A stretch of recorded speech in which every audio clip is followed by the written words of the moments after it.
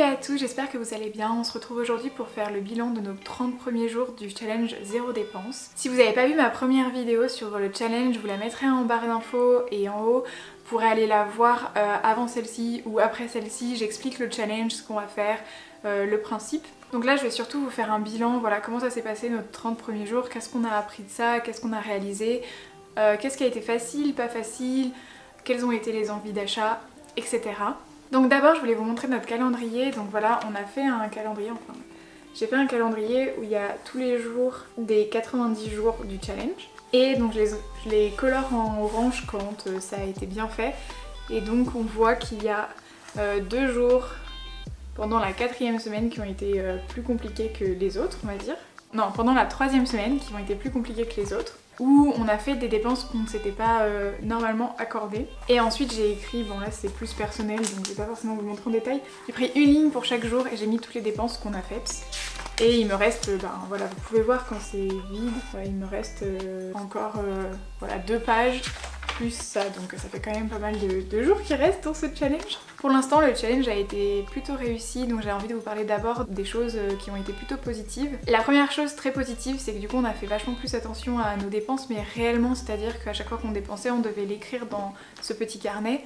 Et du coup on se posait la question de qu'est-ce qu'on avait dépensé, pas dépensé, et on a réalisé là où on dépensait beaucoup trop, là où on dépensait moins, quels étaient les endroits où on dépensait pas comme il faut, pas comme on voulait, où on respectait pas notre budget. Ça nous a aussi fait prendre du recul quand on voulait dépenser sur quelque chose, de réaliser est-ce qu'on a vraiment envie de rompre ce challenge là pour ça, est-ce qu'on a vraiment envie de dépenser là-dedans. Et je pense qu'on a réussi à dépenser dans beaucoup moins de choses que ce qu'on aurait dépensé normalement.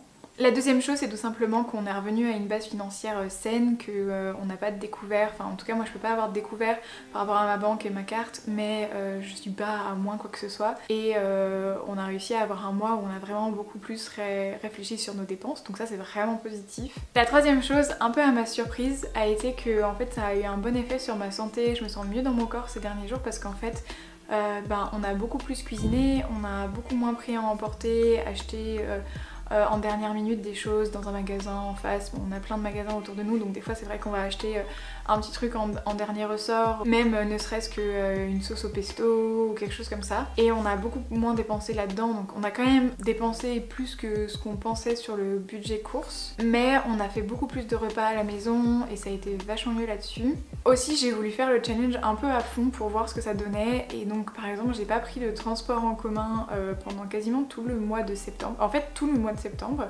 j'ai pas pris de transport en commun, j'ai pris la première fois de transport en commun hier, donc on était le 1er octobre, parce qu'il s'est mis à pleuvoir des cordes et des cordes et des cordes et qu'il y avait un gros orage quand je suis sortie de cours. Donc j'ai pris une fois le tram en 30 jours, parce qu'on n'a pas commencé exactement le 1er septembre, on a commencé le 3 septembre. Donc j'ai pas pris de transport en commun en 30 jours, donc j'ai économisé un peu d'argent dessus. C'est pas énorme parce que l'abonnement pour les étudiants à Grenoble coûte seulement 15 € je crois, donc c'est pas énorme par mois. Mais ça reste 15 € d'économiser et c'est toujours ça, et si on compte sur les 4 prochains mois, ça peut faire vite 60 €, donc c'est toujours ça de gagner. Je pense qu'avec les jours qui arrivent, ça va pas continuer comme ça. S'il continue à pleuvoir, je prendrai les transports en commun, mais je vais essayer de le faire le moins possible. De pas prendre les transports en commun, ça a eu aussi un effet positif dans le sens où j'ai beaucoup plus marché. J'ai remarqué dans l'application santé que mes nombres de pas par jour avaient beaucoup augmenté, donc là maintenant ils sont entre 5000 et 10 000 voire plus par jour. Alors qu'avant j'étais pas beaucoup, et en prenant les transports en commun je marche pas tant que ça, et donc ça me fait au moins une activité sportive minimum régulière tous les jours, plus le yoga et le sport qu'on fait le matin. Ça a vraiment aidé à me sentir un peu mieux dans mon corps, et voilà, donc ça c'est plutôt positif. Le 4e effet positif, c'est qu'on a vraiment acheté que ce dont on avait besoin et qu'on a essayé de trouver des alternatives pour lorsqu'on n'avait pas vraiment besoin d'acheter le produit. Pour vous expliquer plus en détail, je vais vous dire ce que j'ai eu envie d'acheter au cours de ce mois-ci et tout ce que j'ai trouvé comme alternative pour ne pas acheter ces choses-là. J'étais quand même relativement surprise, il n'y a pas tant de choses que j'ai eu envie d'acheter au cours de ce mois-ci, je trouve. Par contre ça a augmenté au cours des semaines, enfin ça a beaucoup changé au cours des semaines. Donc la première semaine j'étais super motivée, donc forcément j'étais ok de rien acheter du tout, ou j'avais aucune envie enfin rien, tout allait bien. Et à partir de la deuxième semaine, il y a eu un espèce d'effet pervers dans le sens où en fait j'ai presque été frustrée de savoir que j'avais pas le droit d'acheter. Donc je pense que vous comprenez ce que je veux dire. C'est presque comme s'il y avait encore plus d'envie qui arrivait alors que d'habitude il y en a pas spécialement et que je suis pas une grande dépensière. À ce moment-là j'ai eu envie d'acheter des trucs que j'ai souvent eu envie d'acheter mais je sais pas pourquoi ils remontaient à ce moment-là et il n'y avait pas forcément besoin. Notamment des blocs de yoga parce que ça m'aiderait à améliorer ma pratique de yoga tous les matins et à faire des postures un peu différentes. Mais voilà, je sais pas pourquoi c'est ressurgi tout de suite là maintenant, je sais pas vraiment, donc j'en ai pas commandé, j'attends, je verrai, peut-être que je m'en achèterai plus tard avant Noël, mais je pense que comme j'irai à Copenhague, c'est pas forcément quelque chose que je m'achèterai nécessairement. Donc une autre chose qu'on a eu envie régulièrement, c'était certaines nourritures un peu moins diététiques entre guillemets ou qui sortent un peu de l'ordinaire. Aller commander un falafel ou quelque chose comme ça. On a plutôt bien résisté, on a tenu le deal qui était de faire qu'un achat à emporter par mois. Donc on a dépensé 16 € dans un falafel et c'est tout ce qu'on a acheté pour le mois à emporter.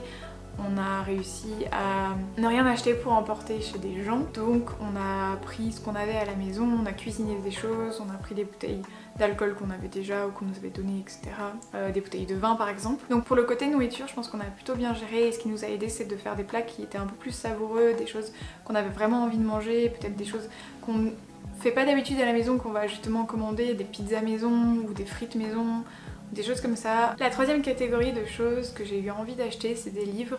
Donc là j'arrive un peu à la fin de tous les livres que j'ai à lire, les livres que j'ai déjà, j'en ai pas envie de les relire parce que j'en ai relu beaucoup cet été. Donc j'avais envie de racheter des nouveaux livres et forcément c'était quelque chose que j'avais pas prévu dans le budget, notamment que ça peut vite coûter très cher. Je suis tout simplement allée à la bibliothèque. À Grenoble maintenant elle est gratuite pour tout le monde, elle était déjà gratuite pour moi de toute façon en tant qu'étudiante. Mais j'ai vraiment le principe, donc j'ai emprunté beaucoup de livres à la bibliothèque et je vais pouvoir lire tout ça pendant le prochain mois. Donc éviter d'acheter des livres, peut-être que j'achèterai un livre, mais ce sera tout. Parce que à partir de maintenant on va être un peu plus flexible dans les 2 prochains mois, ça va être un peu moins strict. Mais on va quand même continuer sur les mêmes dynamiques et on va quand même essayer de garder les mêmes règles. La quatrième catégorie de choses que j'ai eu envie d'acheter ce mois-ci, ça a été les vêtements. Et ça a été quand même assez une bataille parce que du coup j'ai vraiment essayé de pas acheter. Finalement c'est la seule catégorie pour laquelle j'ai acheté des choses. Donc pour vous expliquer, en fait ces derniers temps il commence à faire plus froid et on commence à être en automne et en hiver. J'ai aussi pas mal de choses que je vais devoir changer pour Copenhague parce que j'ai pas forcément les vêtements nécessaires au froid là-bas et toutes ces choses là. Et lorsque j'ai voulu remettre mon manteau d'hiver, il ne m'allait plus. Donc il fallait que je m'en rachète un avant l'hiver, avant qu'il fasse vraiment froid. Et j'avais envie, voilà, il y avait plusieurs vêtements qui me plaisaient plus, il y a pas mal de choses qui me plaisent plus trop dans ma garde-robe. J'ai envie d'avoir une garde-robe plus simple, qui me plaît plus, qui me correspond plus. Qu'est-ce que j'ai acheté? Donc j'ai acheté un manteau et un t-shirt blanc basique sur une marque éthique et écologique et j'ai acheté un pantalon noir sur Vinted. Mais voilà, c'est un peu la seule grosse dépense que j'ai fait du coup ce mois-ci. Forcément c'est une vraie grosse dépense, c'était pas juste 10 € parce qu'un manteau, vous vous doutez bien que ça coûte cher et surtout quand c'est écologique et éthique. Donc j'ai fait une grosse dépense là-dessus. Mais c'est quand même rentré dans le budget, donc c'est que voilà, c'était plutôt pas mal. J'ai pas pu mettre d'argent de côté ce mois-ci à cause de ça. J'ai eu d'autres difficultés qui se sont montrées au cours de ce mois-ci et aussi des effets négatifs je trouve de ce challenge là, de me mettre un challenge volontaire comme ça. Il y a une chose qui a été relativement difficile pour moi ce mois-ci, mais je me suis rendu compte de la chose et ça c'est des plutôt positifs. Je pense que je suis pas la seule, mais c'est dans les moments où je suis anxieuse, stressée, fatiguée que j'ai vraiment envie d'acheter tout et n'importe quoi ou de manger tout et n'importe quoi. Donc c'est vraiment dans ces moments-là où il faut que je sois vigilante avec moi-même, que je me rende compte que je suis dans cet état et que je change mes comportements. Donc par exemple que je prenne une bonne douche chaude ou que je prenne un temps de relaxation, que je lise, que je passe du temps à discuter avec Sébastien, etc. Donc c'est vraiment dans ce moment là que j'ai un peu des difficultés, mais c'est plutôt positif que je m'en sois rendu compte ce mois-ci. C'est vraiment été assez flagrant ce mois-ci, alors bien sûr je le savais d'une façon ou d'une autre, mais là j'ai vraiment réalisé à quel point c'était flagrant. Donc je vais travailler là-dessus pendant les prochains mois et j'espère que ce sera une leçon que j'aurai pour toute ma vie. Une autre chose que j'ai trouvé assez négative avec ce challenge, c'est qu'en fait en se rajoutant ce challenge là, on se rajoute un stress en plus du fait du stress qu'on est déjà pas une situation financière très développée. Donc bien sûr, je suis consciente que j'ai pas de problèmes financiers fondamentaux, je suis pas en détresse financière ou quoi que ce soit, donc bien sûr, si vous êtes dans une situation comme ça n'a rien à voir.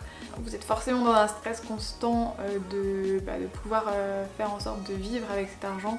Moi j'ai suffisamment de quoi vivre, c'est plus une question de pas dépenser dans n'importe quoi et faire attention et faire des économies pour l'avenir et pour plus tard. Et pas dépenser aujourd'hui tout l'argent que j'ai. Je suis plutôt dans une situation normale, bien sûr je suis étudiante, mais voilà, je manque pas d'argent particulièrement, donc bien sûr tout ce que je vais dire là ne s'implique pas pour si vous êtes en détresse financière. Là, le fait de savoir que déjà je devais dépenser moins, mais en plus de mettre un challenge avec énormément de restrictions, c'est vraiment positif parce que ça nous lance dans l'action, mais ça a aussi créé un autre stress qui s'est rajouté à plein de stress que j'avais ces derniers temps, d'autres choses.